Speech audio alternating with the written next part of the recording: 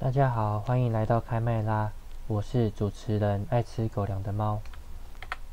今天要介绍的一本书，书名是《努力但不费力》。这本书是百万畅销书少但是更好的作者写的。他很常受邀到矽谷的科技公司进行企业培训的讲座。读完之后觉得收获很多，想分享给大家。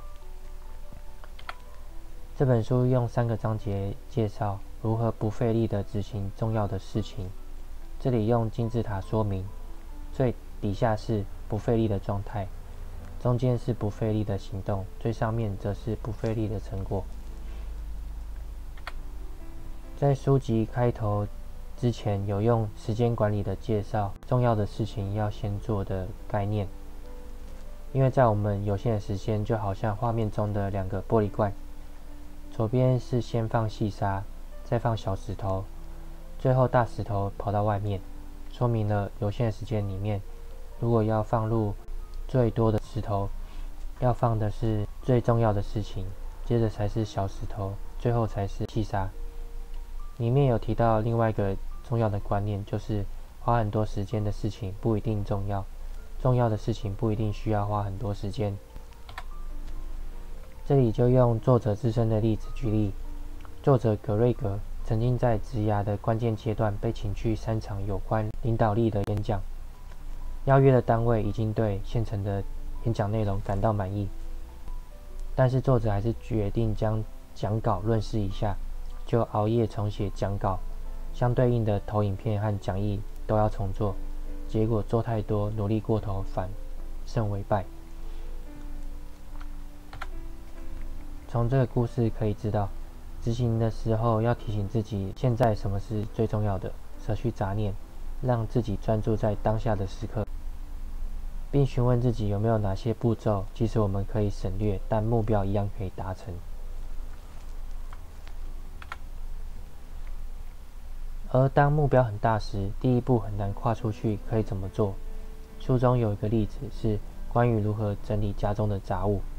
整理这些杂物有2种方式，第一种是还会用到的东西，这些东西是需要一个柜子来摆放，结果会发现卷尺没有找到，没办法量测出要订多大的柜子。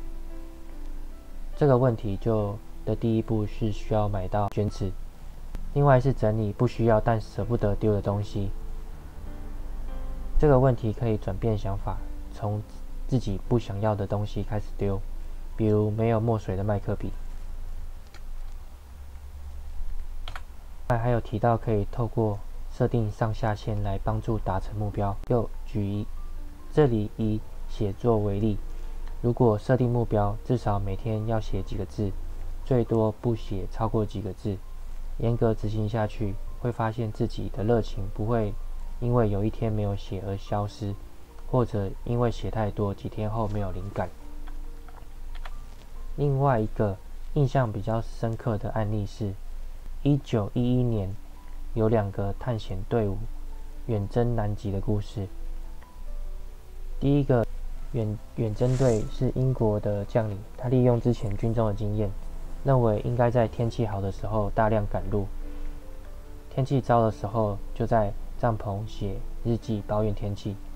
结果队员在大量赶路的时候感受到精疲力竭。另外一队则是挪威的队伍，遇到天气不好的时候，一样在帐篷里面写日记，但是他写的内容是：即使天气不好，我依然前进了24公里。